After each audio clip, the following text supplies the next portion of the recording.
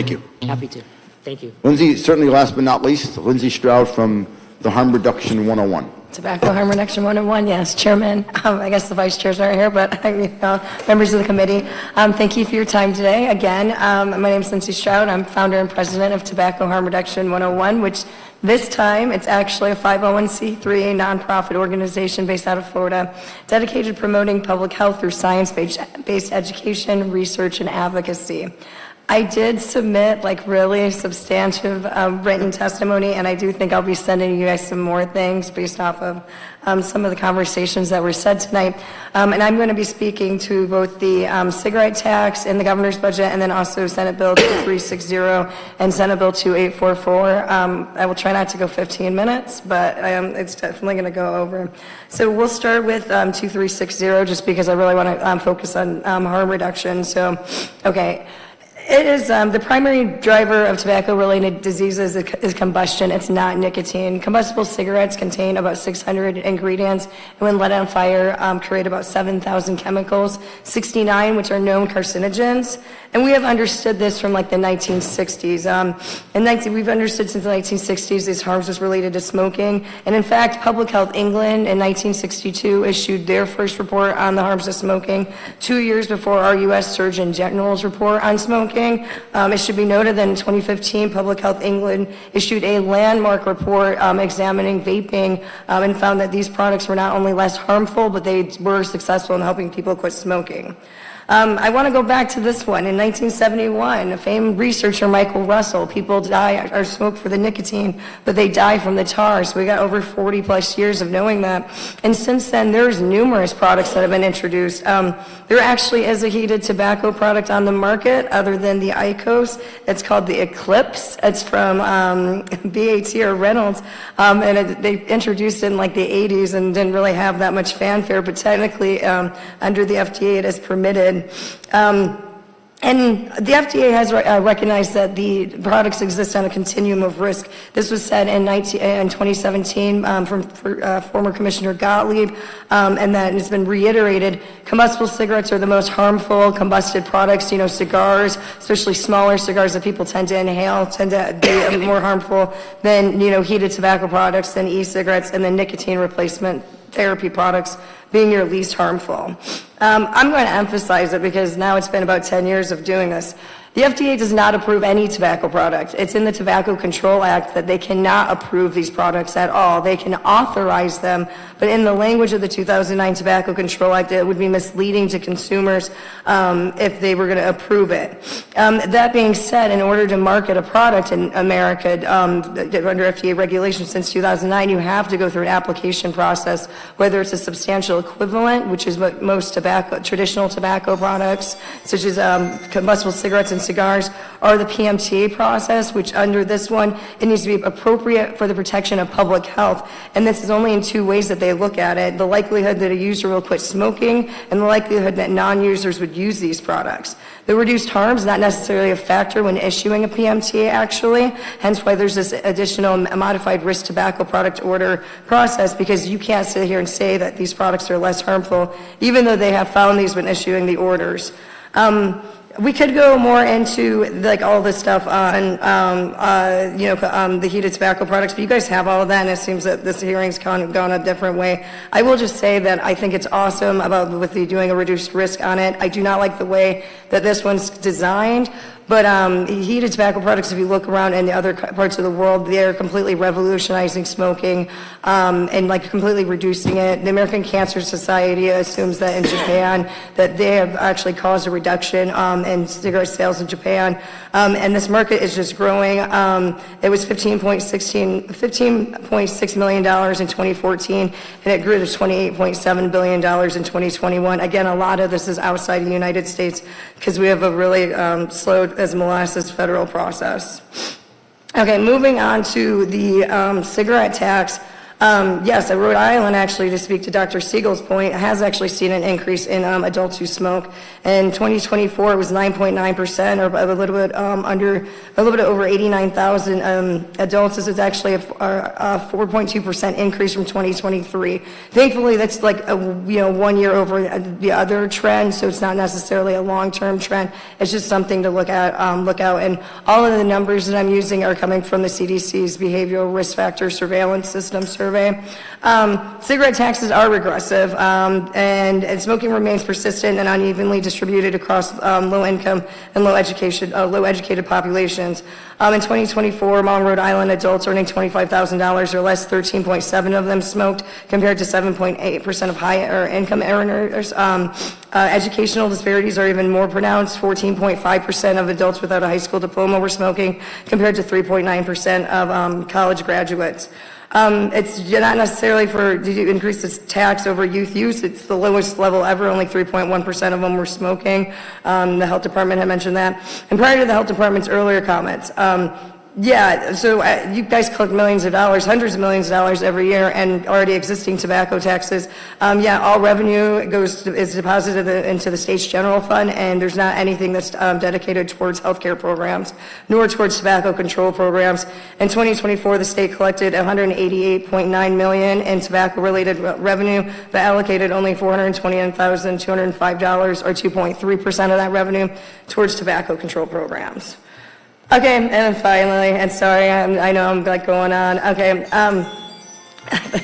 that's twice. Okay, the FDA. Okay, again, the FDA has found 39 e-cigarette products to be appropriate for the protection of public health. It is true the FDA has not issued marketing orders for flavored e-cigarettes. Now, it did issue marketing orders for non-traditional flavored oral nicotine pouches last year. They're accepting comments on draft guidance that would lessen the burden on some of these flavors and also still allow for the permitting of non-traditional flavors, as long as these companies, manufacturers, can provide this evidence that this is appropriate for the protection of public health.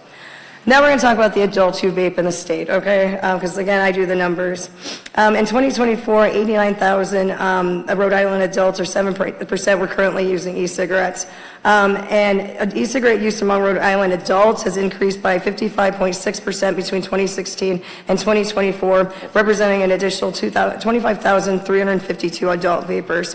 At the same time, adult smoking declined by 31.3%, or 32,340 fewer adult smokers. And the majority of Rhode Island adult e-cigarette users are young. Actually, 66.9% of adult e-cigarette users in 2024 were 25 years or older, and nearly half of them were between the ages of 25 and 44.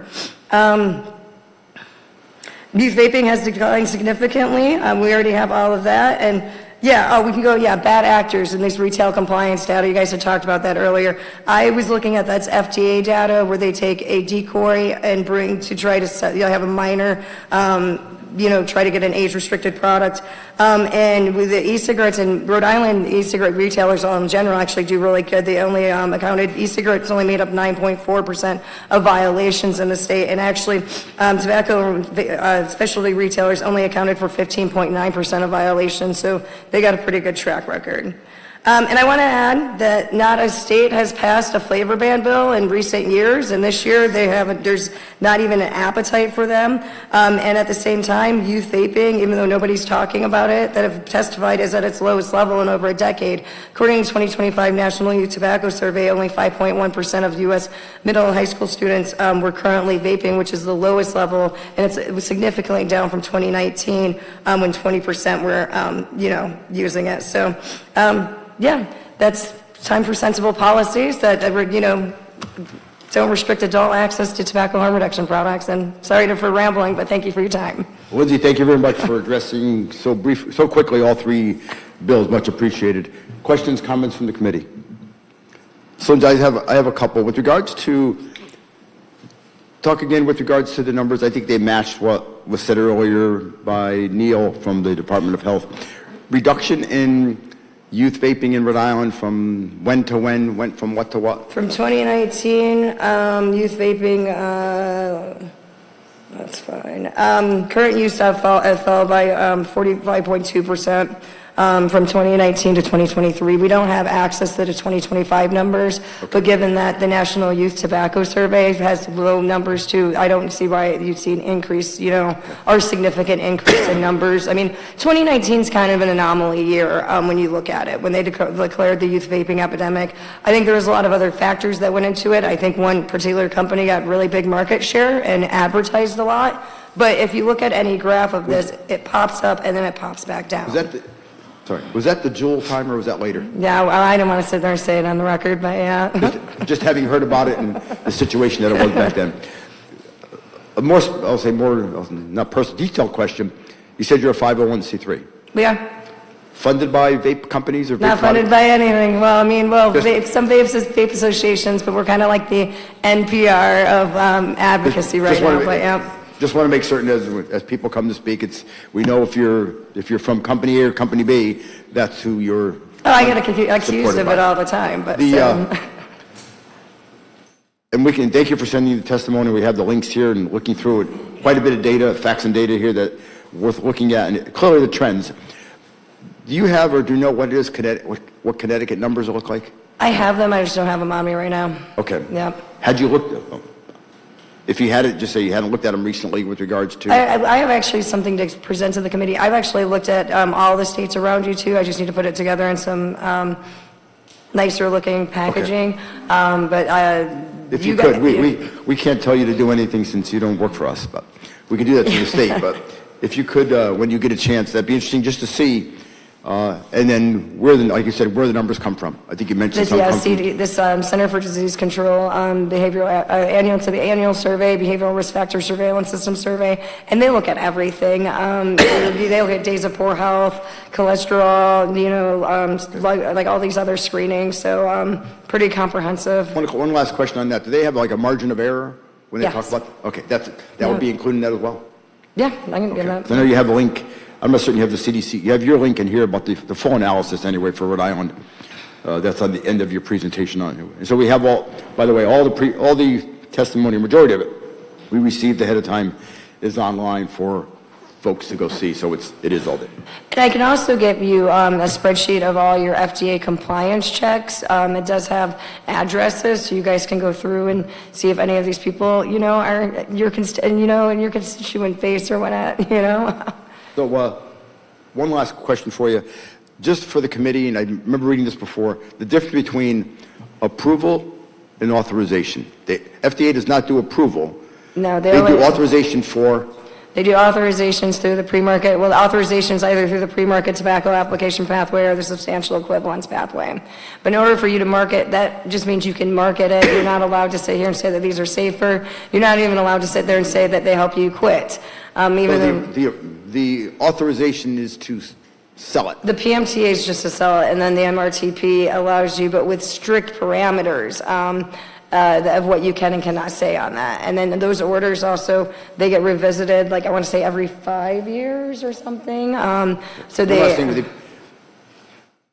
PMTA, pre-market tobacco application, yeah. Tobacco application, and then anybody who does anything with tobacco-related stuff has to use that. Yeah, if they're introducing a product that didn't have a substantial equivalent on the market by February of 2007, so pretty much everything that's not a combustible cigarette, shisha, and cigars. But yeah. I was gonna say it's not everything.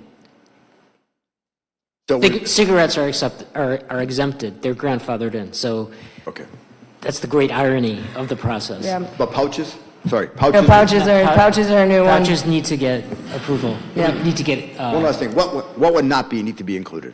just cigarettes. Cigarettes, cigars, hookah, tobacco. Okay. I guess even chew. And they also, but when you're looking at some of these orders too, you have to, once you get an actual order from the FDA, if you even change your product up, like so cigarettes, that's why you see a lot of these marketing orders. Sure. If they change, the ink, for their branding, if that gets changed, they have to go and put in, it's kind of like a new order, but at this point, it's no longer an application. What you saw with a lot of the small businesses with e-cigarettes was this application, and that, the FDA just unilaterally denied every single one that was a non-traditional tobacco flavor. Okay. In your data, does it have there how many states allow flavors as opposed to don't in your Five states have banned flavored e-cigarettes, and then 2 have gone and banned flavored cigarettes as well. That'd be Massachusetts and California out of 50.